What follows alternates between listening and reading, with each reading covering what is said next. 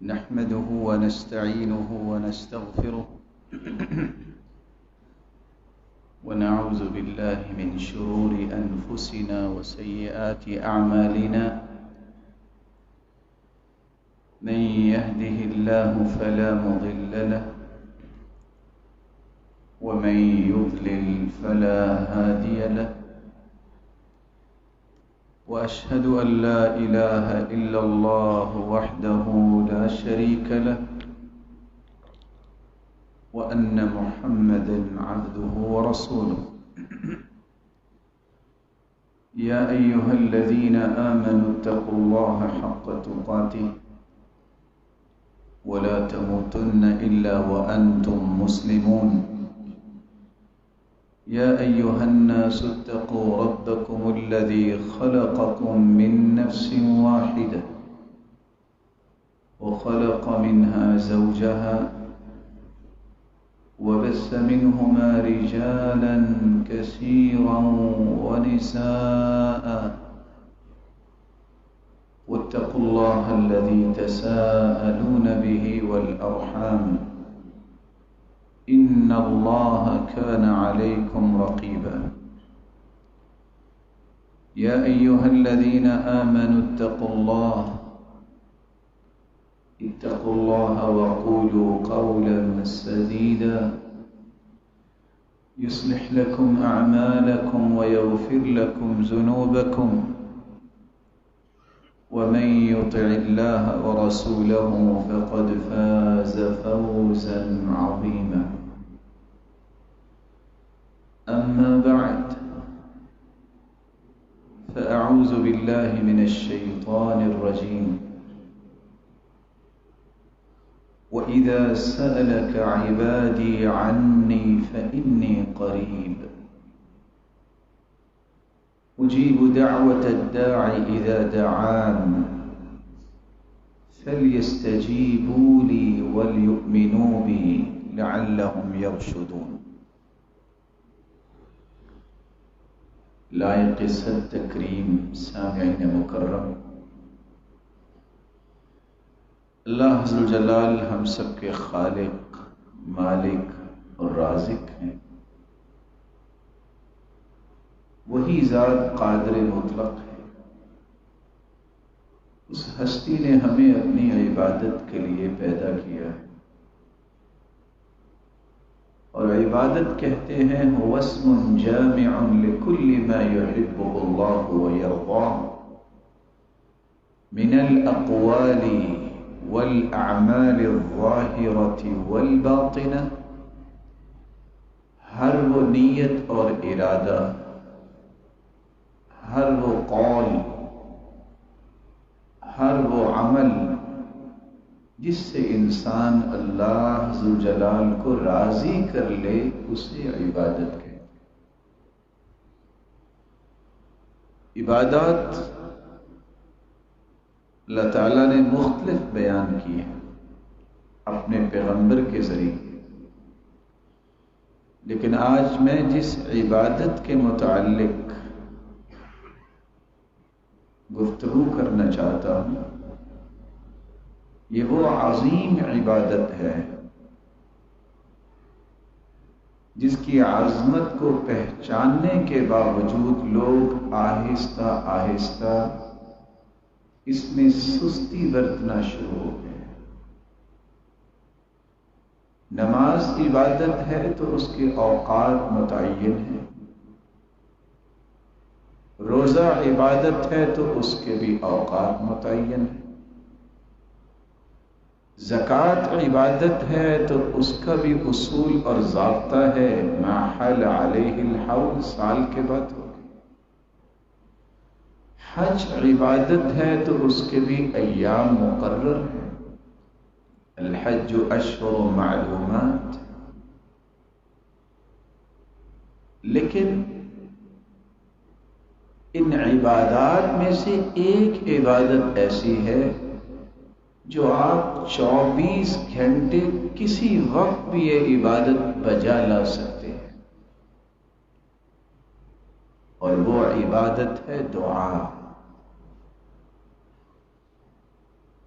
دنیا کے اندر سارے رشتہ داروں، تعلق داروں اور پہچان والوں کے دروازے جہاں بند ہو جائیں، اللہ کی رحمت کا دروازہ پھر بھی کھلا ہوتا ہے۔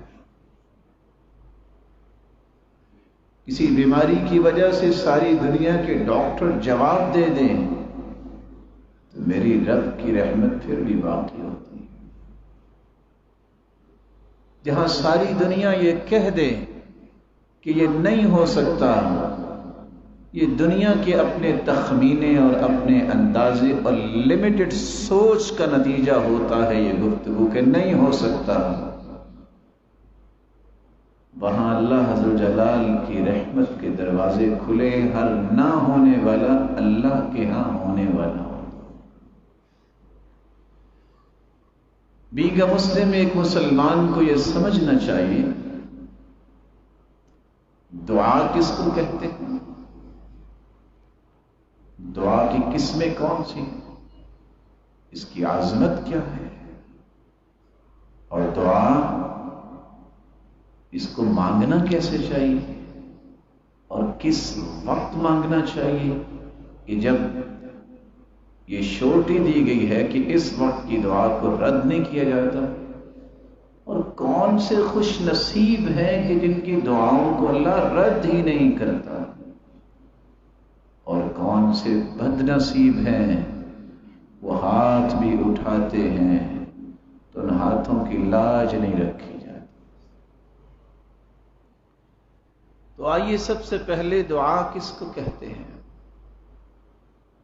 قرآن مجید کی ورق گردانی سے پتہ چلتا ہے دعا اس کا معنی پکارنا بھی ہے، اس کا معنی سوال کرنا بھی ہے، اس کا معنی مدد طلب کرنا بھی ہے، اس کا معنی حمد و ثنا بیان کرنا بھی ہے، اور اس کا معنی بات کرنا بھی ہے۔ انسان جب پکار لگاتا ہے اور اس پکار کو سوال بنا کے اپنے رب کے سامنے مدد طلب کرنے کے لیے پیش کرتا ہے، اور جب پیش کرتا ہے تو اس مالک کی پھر تعریفیں بھی کرتا ہے، جو ہی تعریفات کا سلسلہ شروع ہوتا ہے اسی وقت اللہ کی عبادت کے اس دائرے میں وہ آ چکا ہوتا ہے۔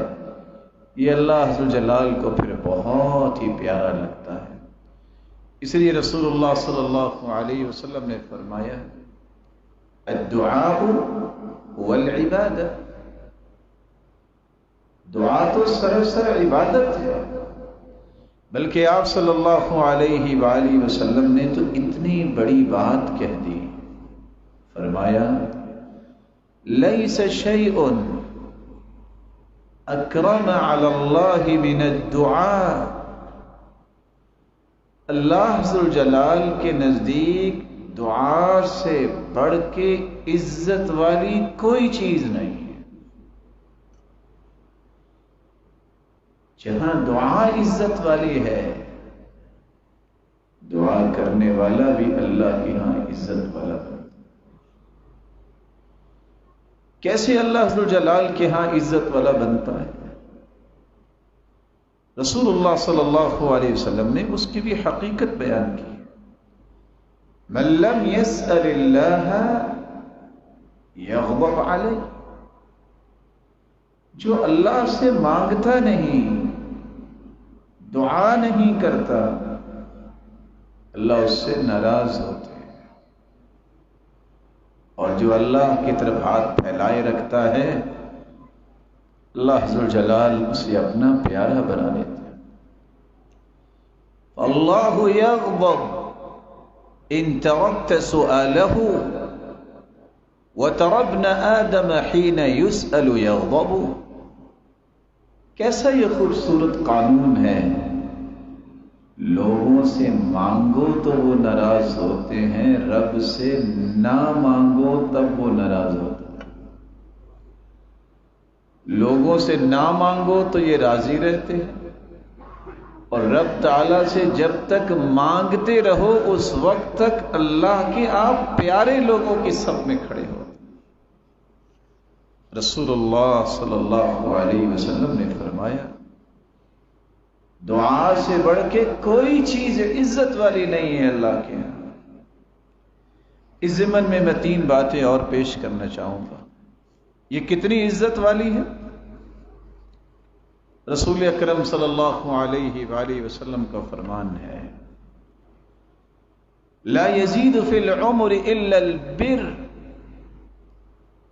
کسی شخص کی یہ تمنا بن جائے کہ میری عمر لمبی ہو جائے، بابرکت ہو جائے، میری عمر ثمر آور بن جائے، تھوڑی زندگی میں زیادہ اچھے کام کر سکوں، میں تھوڑی زندگی میں اللہ کی نعمتیں زیادہ سمیٹ سکوں، تو اس کا سب سے آسان طریقہ یہ ہے کہ وہ ہر وقت سوچ نیکی کی بنائے، بات نیکی کی کرے، اور اس کے قدم اٹھیں تو خیر اور نیکی اور بھلائی کی طرف اٹھیں۔ یہ انسان اللہ عز و جلال کی رحمت سے تھوڑی زندگی میں 10 نہیں 100 لوگوں جتنی اللہ عز و جلال اسے رحمتیں نوازیں گے، اور اتنا ہی اسے کام لے لیتے۔ ساتھ ہی فرمایا وَلَا يَرُدُّ الْقَدْرَ إِلَّا الدُّعَاء۔ تقدیر جو اللہ نے لکھ دی ہے اس کی 2 قسمیں ہیں، تقدیر مبرم، تقدیر معلق۔ تقدیر مبرم اس کو کہتے ہیں یہ اللہ کا اٹل فیصلہ ہے، تقدیر معلق اس کو کہتے ہیں یہ کام کرو گے تو یہ تقدیر بدل جائے گی۔ رسول اکرم صلی اللہ علیہ وسلم کا فرمان سنیں لا يرد القدر الا الدعاء۔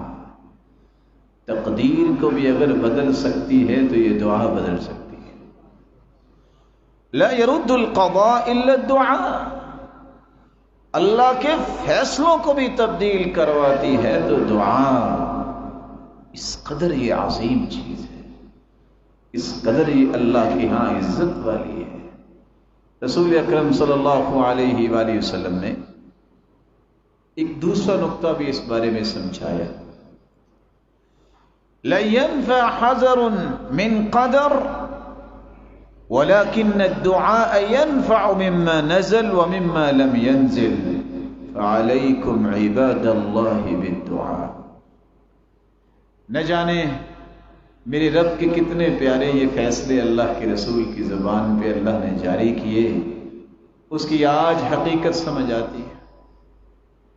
لَن يَنْفَعَ حَذَرٌ مِّن قَدَرٍ، دنیا جہان کی احتیاطات آپ کر لیں، تقدیر نہیں بدلے گی۔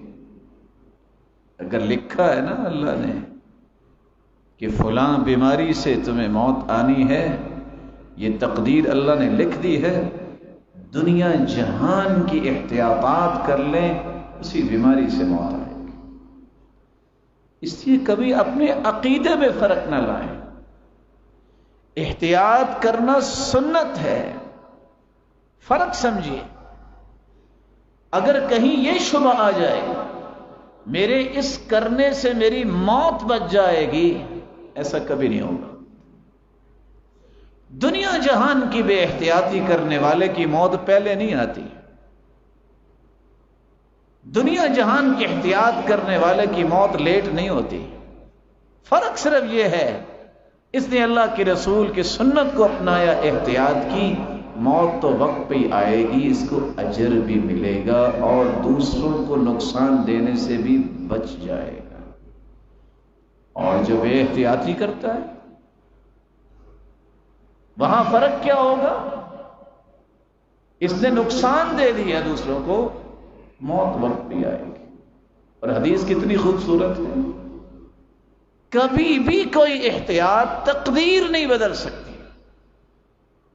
دعا ایسی نعمت ہے جو مصیبت آ چکی یا آنے والی ہے، ان دونوں مصیبتوں کو دور کروانا چاہتے ہو تو دعا کرو اللہ کے بندہ۔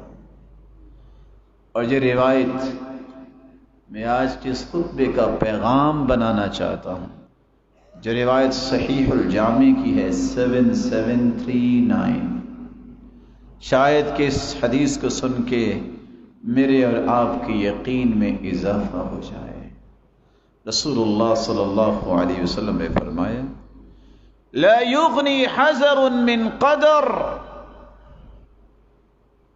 کبھی بھی کوئی احتیاط تقدیر کا تو مقابلہ نہیں کر سکتا، فیصلے اللہ کے نافذ ہونے ہیں۔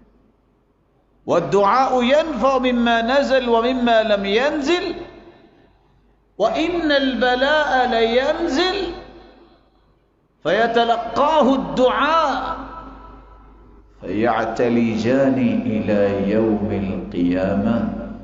آسمان سے جب کوئی بلا، کوئی مصیبت، کوئی بیماری جب آتی ہے، انسان دعا کرتا ہے، دعا چڑھتی ہے، تو قیامت کے دن تک یہ درمیان میں ہی آپس میں گتھم گتھا رہتی ہے، دعا اسے زمین پہ مصیبت اور بیماری اور بلاؤں کو آنے ہی نہیں دیتی۔ دعا کیا کرے۔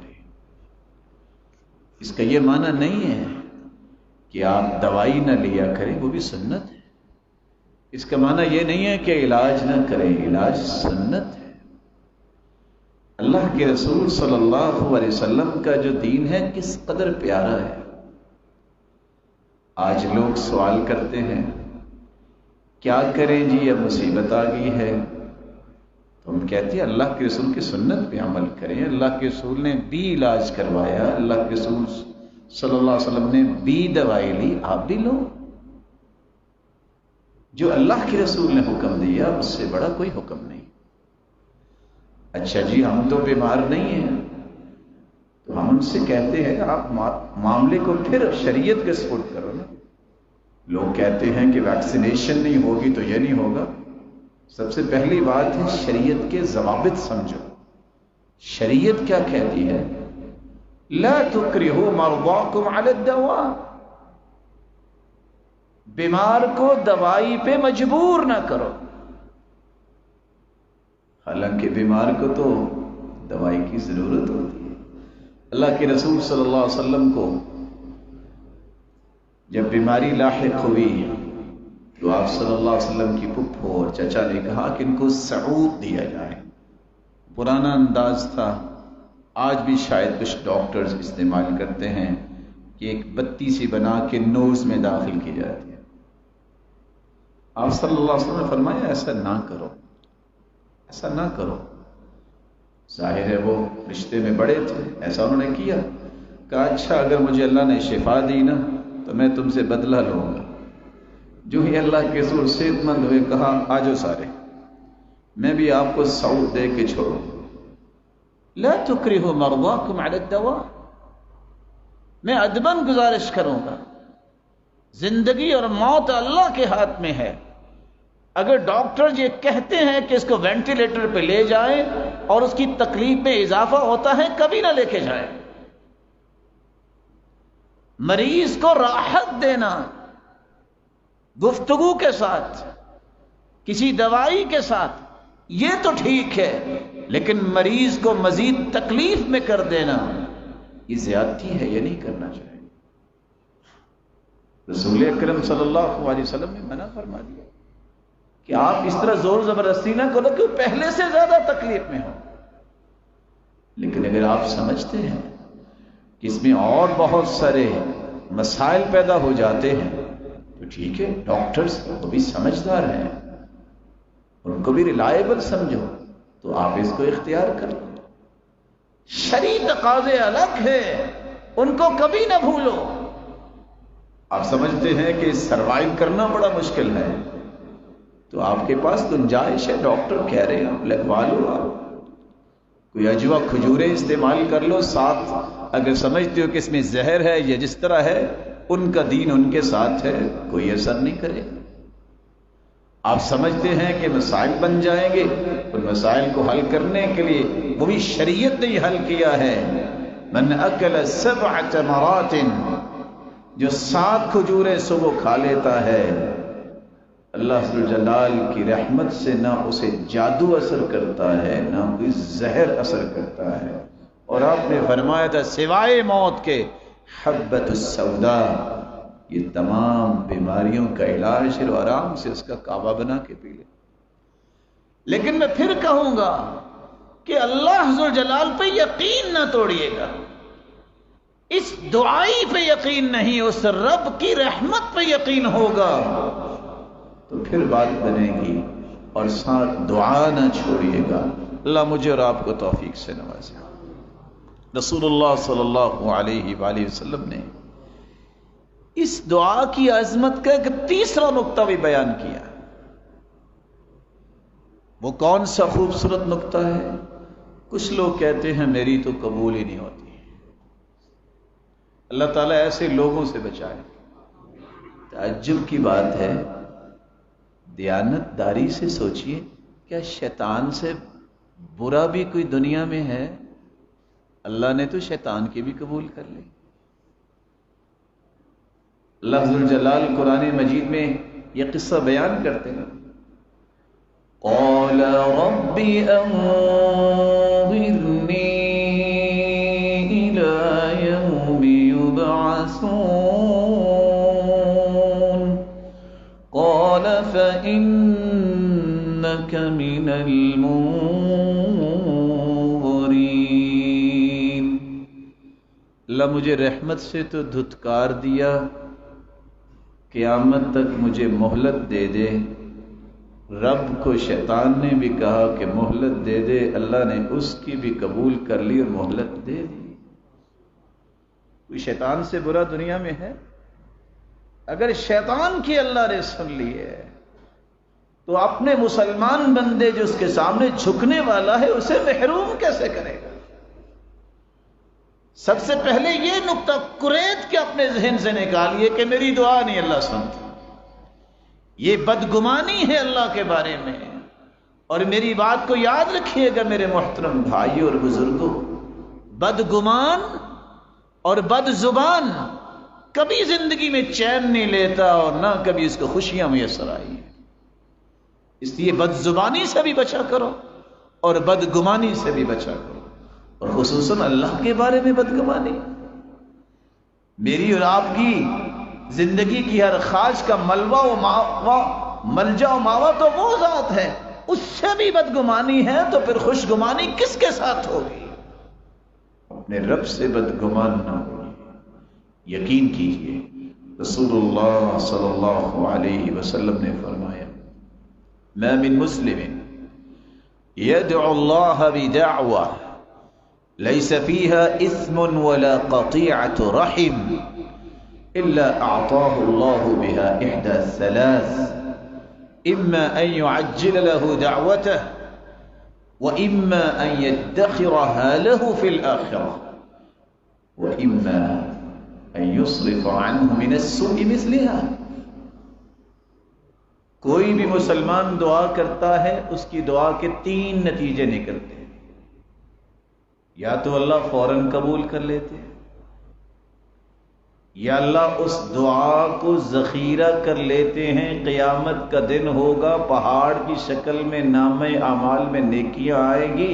بندہ پوچھے گا اللہ یہ کیا؟ فرمائیں گے اللہ ذوالجلال میرے بندے تیری دعا کو نیکیوں کا پہاڑ بنا کے تیرے نامہ اعمال میں شامل کر دیے. یا اللہ ذوالجلال آنے والی بلا کو ٹال دیتے. سچ بتائیے ان تینوں فیصلوں میں ہمارے لیے رحمت ہے کہ نہیں ہے؟ بلائیں بھی ٹل جاتی ہیں، فوراً اللہ ذوالجلال بھی سن لیتے ہیں اور ذخیرہ بھی کر لیتے ہیں. وَلَمْ أَكُنْ بِدُعَاءِ رَبِّ شَقِيًّا وَلَمْ أَكُنْ بِدُعَائِكَ رَبِّ شَقِيًّا. پیغمبروں جیسا ایمان بناؤ. پیغمبر کیا کہہ رہے ہیں؟ بال سفید ہو گئے ہیں، اللہ میں اکیلا ہوں مجھے اولاد دے دے. سفید بالوں پہ اللہ نے زکریا علیہ السلام اور ان کی بیوی بانج ہے. اللہ ذوالجلال نے جب یہ الفاظ سنے، اللہ میں کبھی بھی تیری دعا کی قبولیت سے میں محروم نہیں ہوا، جو میں دعا کرتا ہوں تو مجھے کبھی بھی محروم نہیں کرے گا۔ اللہ نے اس حالت میں بیٹا دے دیا۔ کوئی یقین تو باندھے نا، کوئی اللہ کا بن کے تو دیکھے نا۔ شکایتی اور شکوے کرنے والوں کو کیا ملے گا؟ ملتا تو ان کو ہے جو ہاتھ اٹھا کے کہتے ہیں اللہ تیرے سوا ہے ہی کون میرا، اور میں نے بھی لے کے اٹھنا ہے۔ نہ اللہ ذو الجلال کسی خاندان کو دیکھتے ہیں، اللہ تو دل میں یقین اور محبت اللہ ذو الجلال کے بارے میں جس کا ہوگا اللہ تو اس کا وزن کرتے ہیں، اور یہی وہ میز ہیں جس سے دعائیں رد ہی نہیں ہوتی۔ آپ کسی بھی مستجاب الدعوات کے پاس جائیے گا، اکیلے میں پوچھئے گا آپ کی دعا کیسے جلدی قبول ہوتی ہے؟ رازوں میں ایک راز وہ آپ کو یہ بتائیں گے کہ میں جب مانگتا ہوں یقین کر کے مانگتا ہوں کہ یہ ہوگی انشاءاللہ، کیونکہ میں رب سے مانگ رہا ہوں۔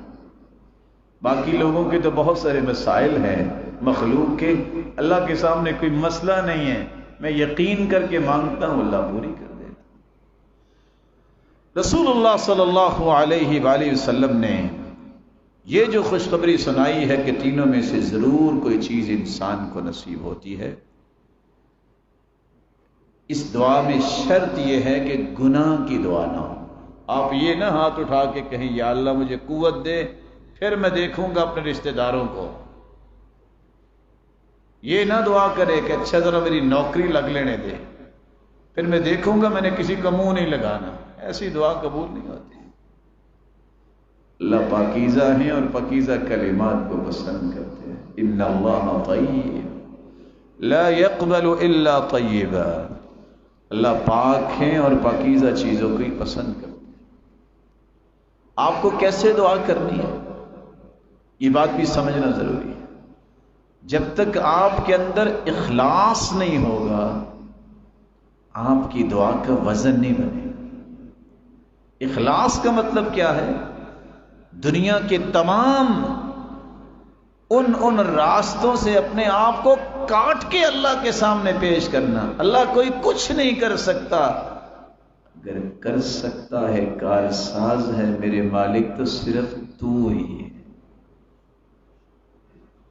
رسول اللہ صلی اللہ علیہ وسلم نے عبداللہ بن عباس کو یہی سبق دیا تھا، احفظ اللہ یحفظک، بیٹے میں کچھ باتیں تمہیں سکھانے لگا ہوں تو ان کی حفاظت کر لینا، زندگی کے آخری سانس تک تیرا رب تیری حفاظت کرے گا۔ گنتی کی 4 کلمات سکھائے۔ بیٹا پہلی بات یہ ہے اذا سألت فاسأل اللہ، بیٹا پہلی بات یہ ہے جب بھی تیری پکار، تیری ندا، تیرے ہاتھ اٹھیں، تیری نظریں اٹھیں، جب بھی تو مانگے تو کس سے مانگے؟ اپنے رب سے مانگے۔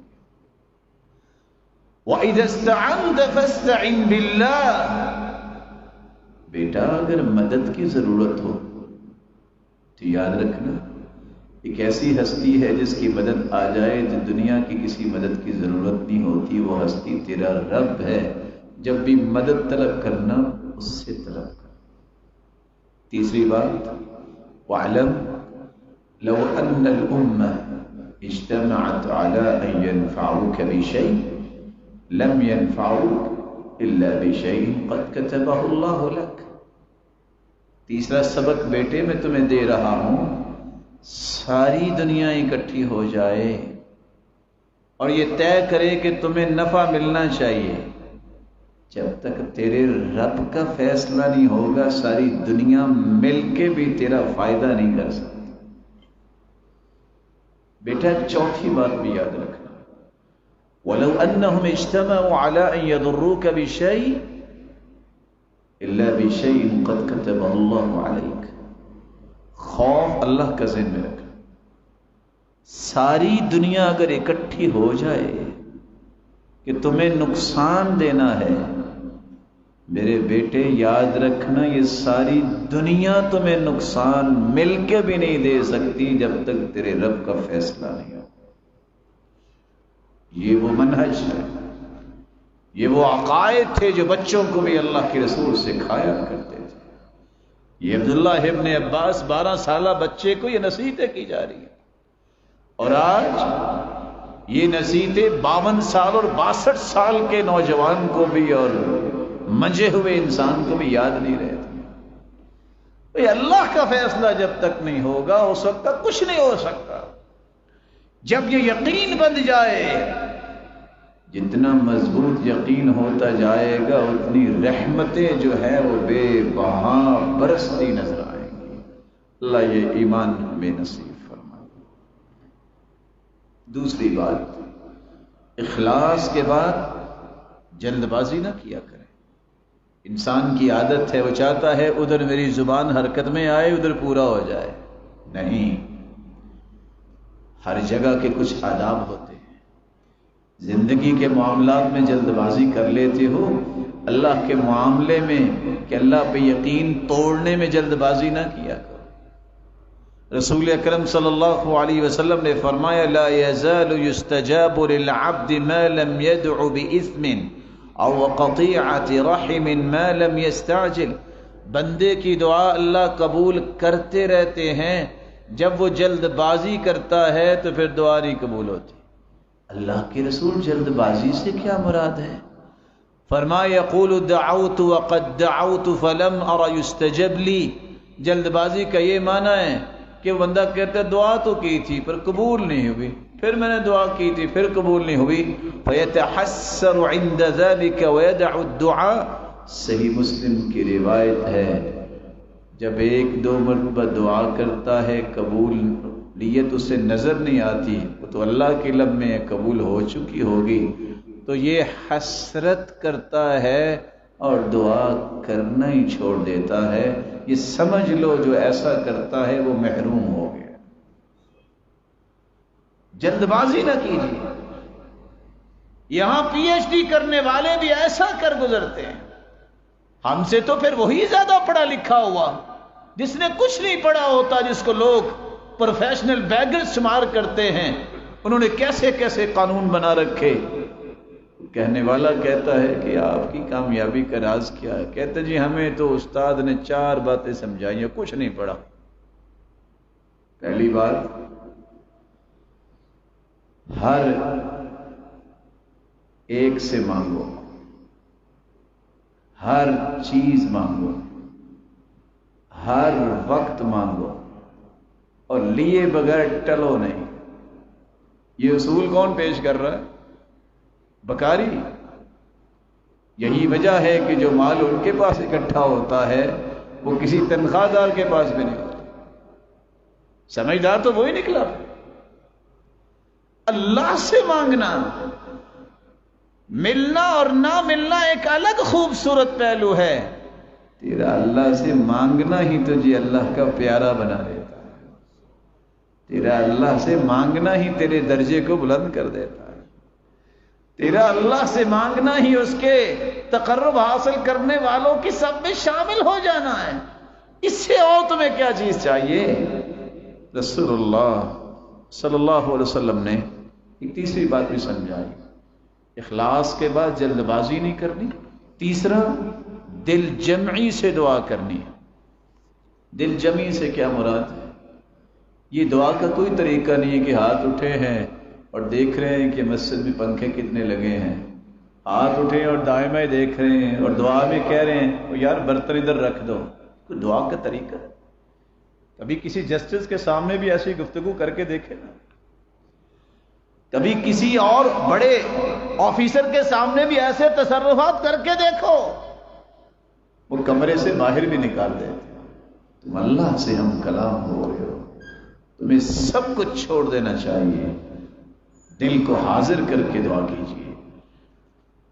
اس پر کیف طریقے سے دعا کیجیے. میں اپنے رب سے مانگنے لگا ہوں. ادعوا اللہ وانتم موقنون بالاجابہ. دعا کرو اس یقین کے ساتھ ادھر دعا مکمل ہوگی، میرے رب کی رحمت کی برکھا برس جائے گی. جتنا یقین قوی ہوگا اتنا اللہ ذوالجلال زیادہ عطا کرے گا. یہ چوتھی بات بھی اللہ کے رسول نے سمجھائی. دعا کی قبولیت کے شکوے شکایتیں کرنے والوں کو یہ بات بھی بڑی توجہ رکھنی چاہیے، مجھے بھی اور آپ کو بھی۔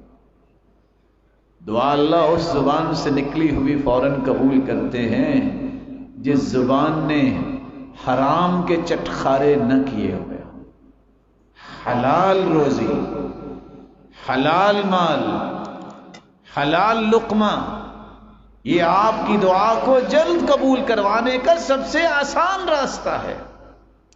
رسول اللہ صلی اللہ علیہ وآلہ وسلم نے صحابہ کرام کو ایک بات سمجھائی۔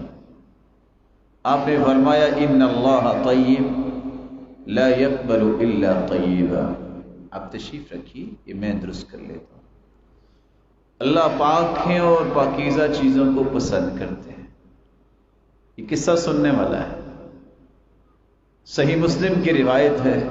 پھر اللہ کے رسول نے فرمایا کہ اللہ نے وہی حکم نبیوں کو دیا، وہی حکم مومنوں کو دیا۔ نبیوں کو حکم کیا دیا؟ یا ایھا الرسول کلوا من الطیبات واعملوا صالحا۔ اے انبیاء کی جماعت، حلال کھاؤ اور نیک عمل کرو۔ ایک پیغام دیکھیے، حلال کھائیں گے تو نیک عمل ہوں گے۔ مومنوں کو کیا حکم دیا؟ کلوا من طیبات ما رزقناکم واشکروا للہ۔ پاکیزہ کھاؤ اور اللہ کا شکر کرو۔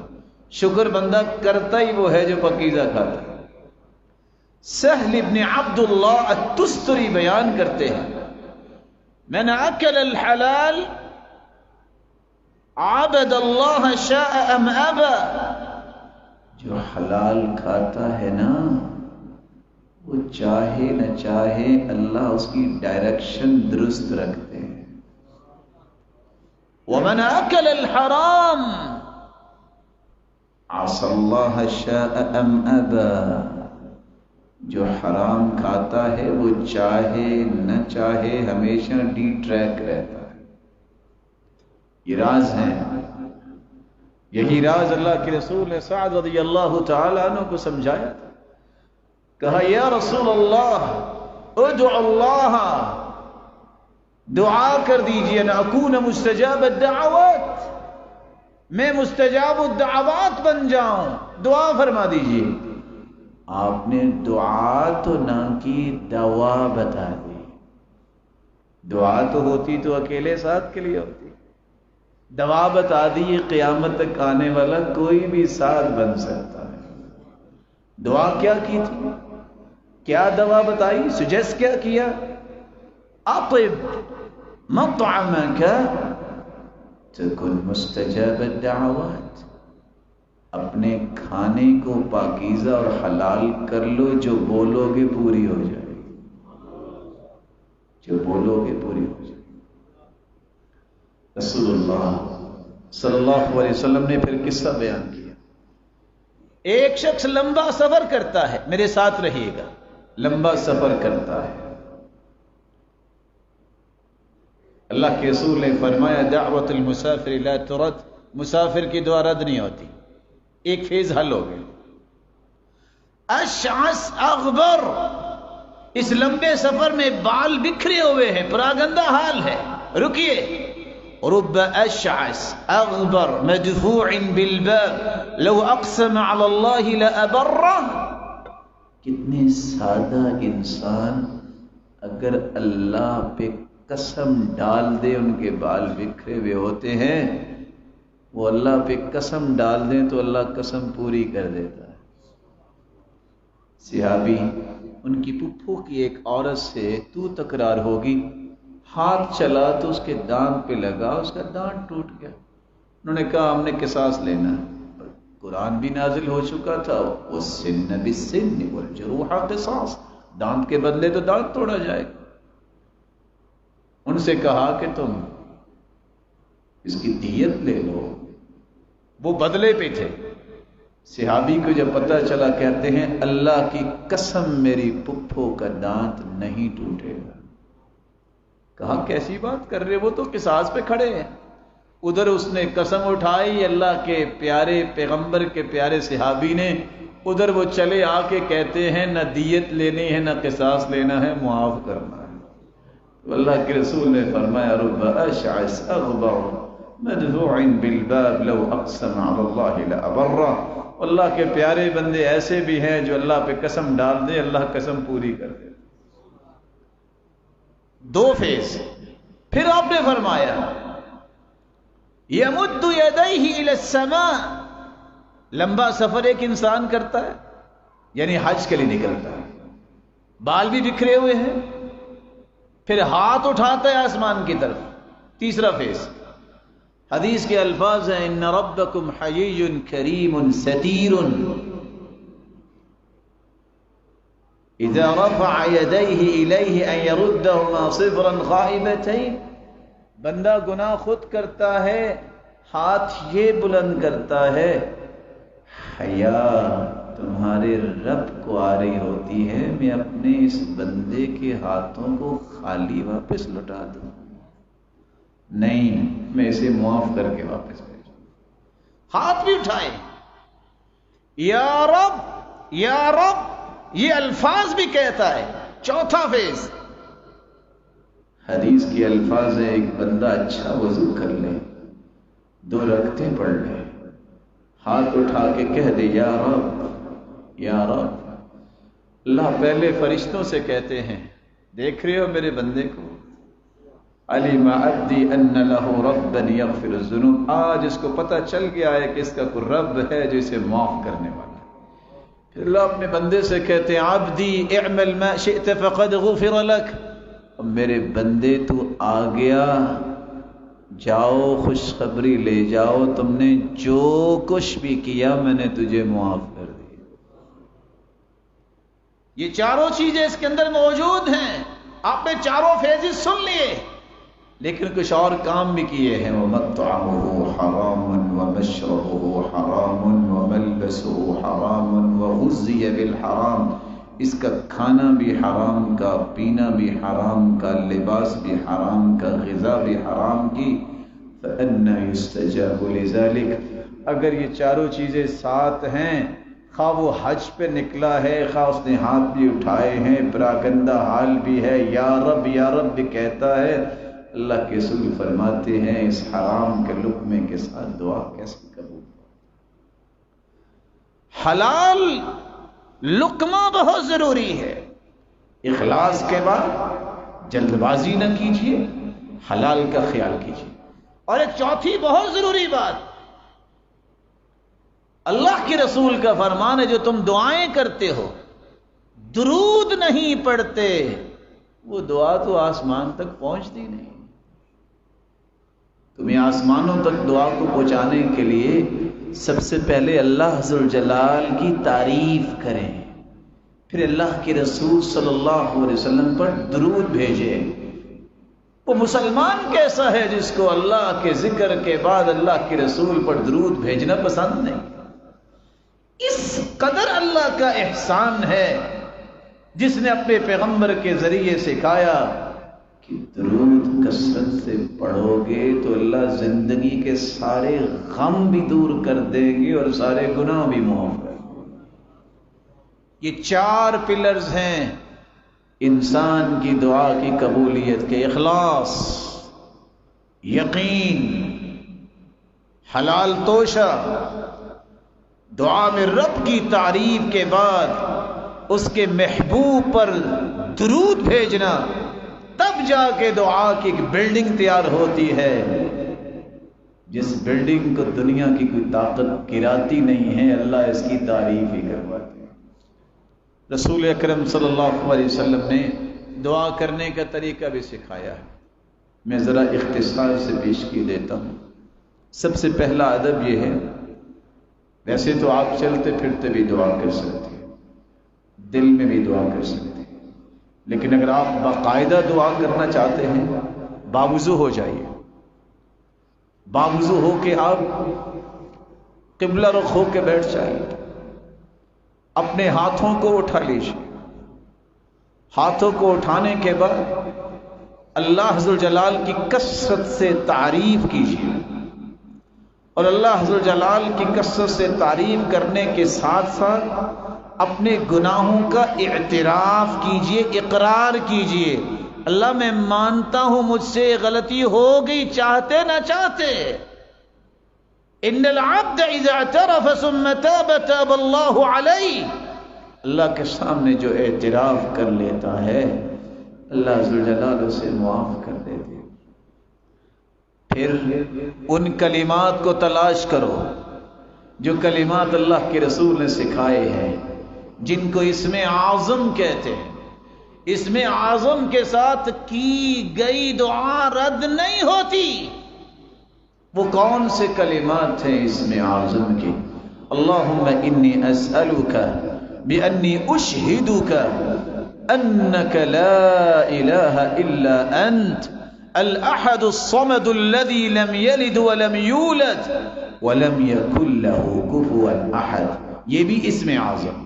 دوسرا اسم اعظم اللہم لا الہ الا انت المنان بدیع السماوات والارض یا ذا الجلال والاکرام، یہ بھی اسم اعظم۔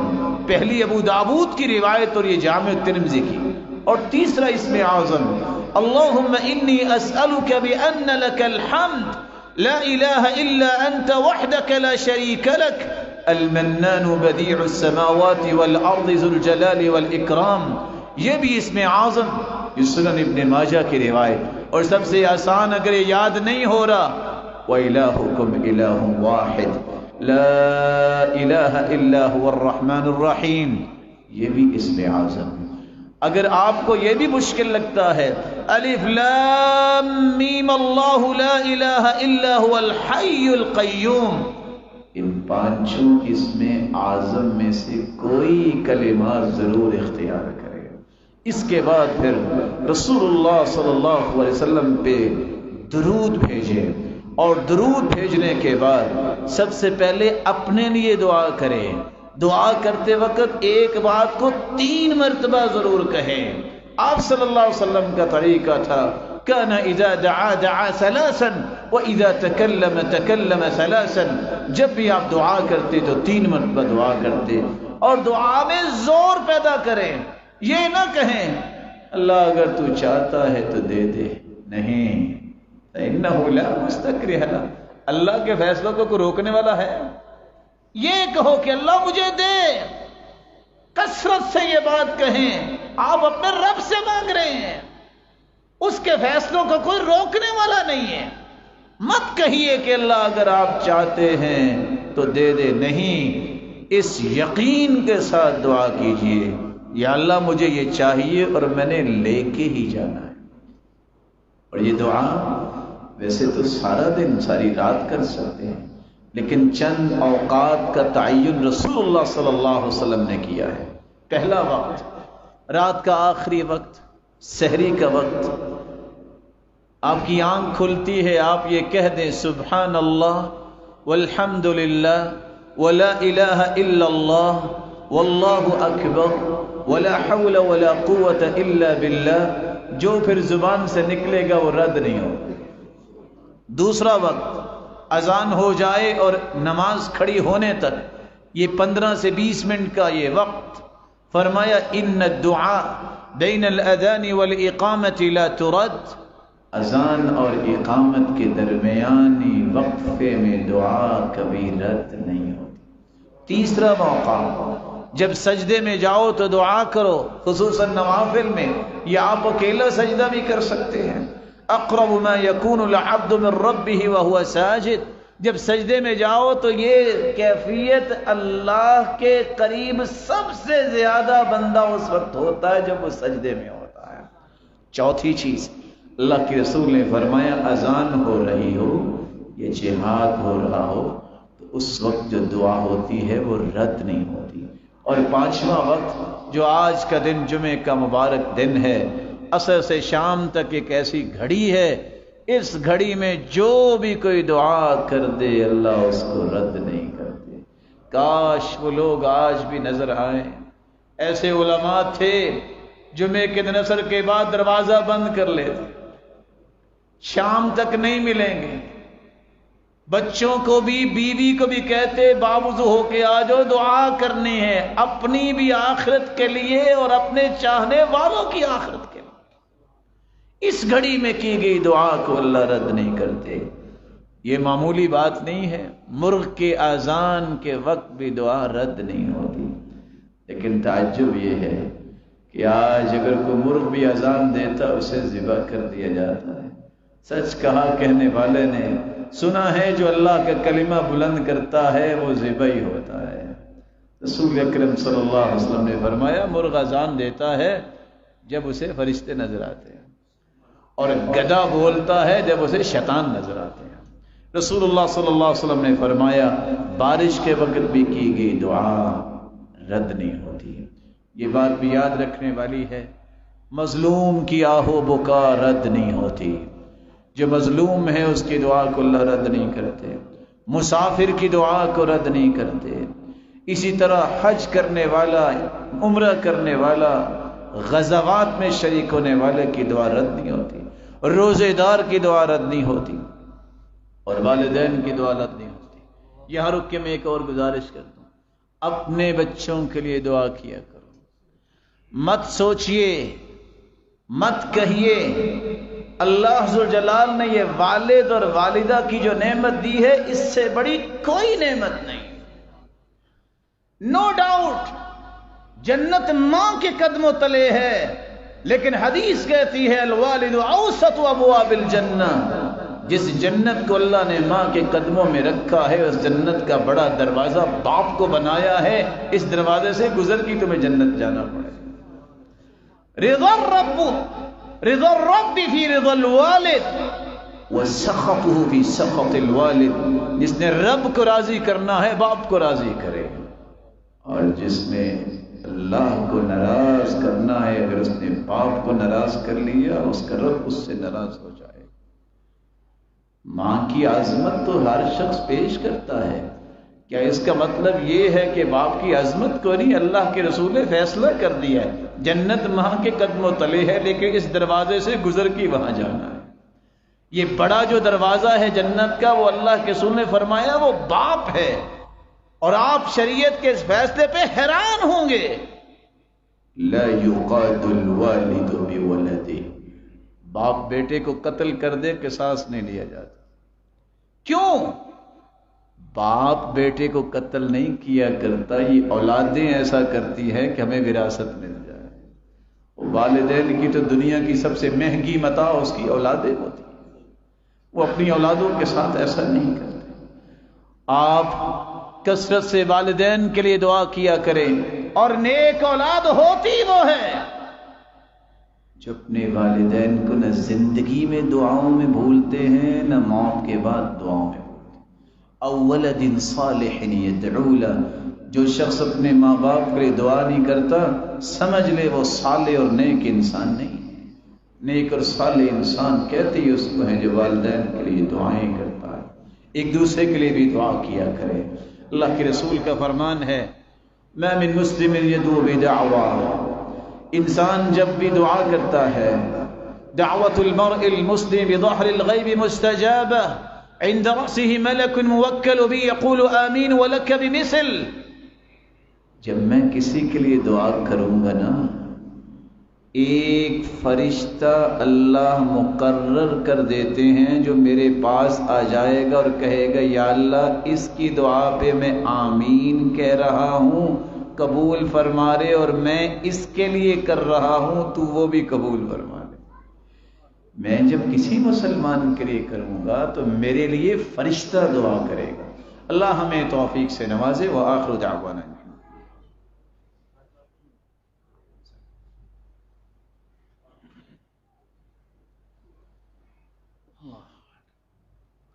الحمد للہ علی احسانہ والشکر له علی توفیقہ وامتنانہ، اما بعد۔ تین لوگوں کے بارے میں رسول اکرم صلی اللہ علیہ وسلم نے فرمایا کہ ان کی دعا قبول نہیں ہوتی۔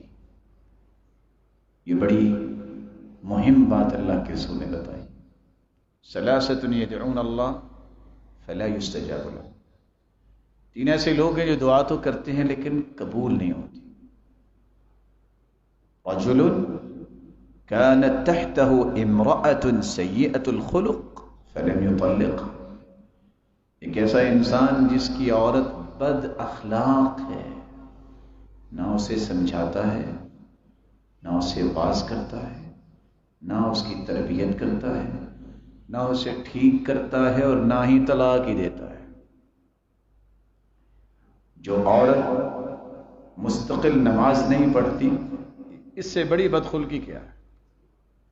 دوسرا شخص ورجل كان له على رجل دين فلم يشهد عليه. ایک شخص کسی سے کاروبار کرتا ہے، لین دین کرتا ہے، قرض دیتا لیتا ہے، گواہ نہیں بناتا.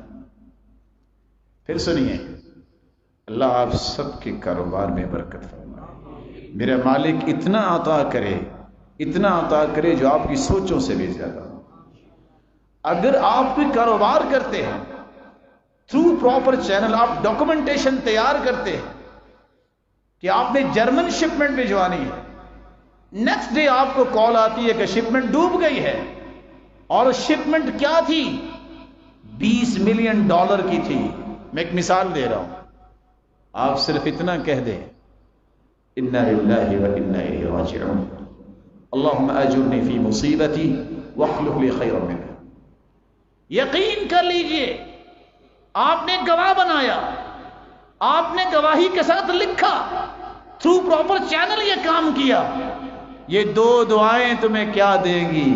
اللہ کا وعدہ ہے ابدلہ اللہ خیرا منہ، اللہ ڈوبنے والی شپمنٹ سے بھی اچھا مال دنیا میں ہی دیں گے اور اجر قیامت کو دیں گے. اگر آپ لکھتے نہیں ہیں، آپ کسی کو گواہ نہیں بناتے، اسی طرح ایک کال آتی ہے، آپ جو بھی کہہ دیں گے مت کہیے گا کہ ایسا ہو گیا، فلاں میرا پیسہ کھا گیا. دیانتداری سے اگر آپ کہنا چاہیں تو یہ کہنا کہ میں نے خوبصورتی سے اپنا مال لٹا لیا اور میں نے موقع دیا لوٹنے والوں کو کہ وہ لوٹ جائیں، یہ آپ کا اپنا گناہ ہو. اس لیے شریعت کیا کہہ رہی ہے؟ جو ایسا کام نہیں کرتا وہ جو مرضی دعائیں کرتا رہے، اس کی دعائیں قبول نہیں ہوتی. اور تیسری بات، وَرَجُلٌ آتَى مَالَهُ سَفِيهًا، اللہ نے دانش دی ہے، عقل دی ہے، سمجھ دی ہے، تجربہ دیا ہے. کہتا ہے کہ میں اپنی بیوی کو کہتا ہوں کہ وہ کاروبار کرے، اپنے نابالغ بچے کو جس کو سمجھ نہیں ہے، چلو میں اس کو کہتا ہوں وہ کاروبار چلائے، دعا اس کی بھی قبول نہیں ہوتی. الرجال قوامون علی النساء، ذمہ دار اللہ نے مردوں کو بنایا ہے. اس کا یہ معنی نہیں ہے کہ اپنے بچوں کو سٹینڈ نہ کریں، پہلے سکھائیں، ان کو سمجھائیں، جب وہ اس قابل ہو جائیں پھر مال ان کے سپرد کریں. مال کو ضائع کرنا کوئی دانش نہیں ہے. حلال مال حلال طریقوں پہ خرچ ہونا چاہیے. رسول اکرم صلی اللہ علیہ وسلم نے ایک اور بات بھی سمجھائی، جو نیکی کا حکم نہیں کرتا، برائی سے منع نہیں کرتا، دعا اس کی بھی قبول نہیں ہوتی. لَتَأْمُرُنَّ بِالْمَعْرُوفِ وَلَتَنْهَوُنَّ عَنِ الْمُنْكَرِ أَوْ لَيُوشِكَنَّ اللَّهُ أَنْ يَبْعَثَ عَلَيْكُمْ عِقَابًا مِّنْهُ ثُمَّ لَتَدْعُنَّهُ فَلَا يُسْتَجَابُ لَكُمْ. تم نیکی کا حکم کیا کرو، برائی سے منع کیا کرو. تم نے دونوں کام چھوڑ دیے، ایسا عذاب آئے گا اللہ کی طرف سے، پھر تم دعائیں بھی کرو گے، تمہاری دعاؤں کو قبول نہیں کیا جائے. رسول اللہ صلی اللہ علیہ وآلہ وسلم نے سچ فرمایا ہے. اللہ ہمیں نیکی کا حکم کرنے اور برائی سے منع کرنے کی توفیق عطا فرمائے. آخری بات، دعا کی دو قسمیں ہیں. ایک ہے دعا مسئلہ، کوئی چیز اللہ سے مانگنا.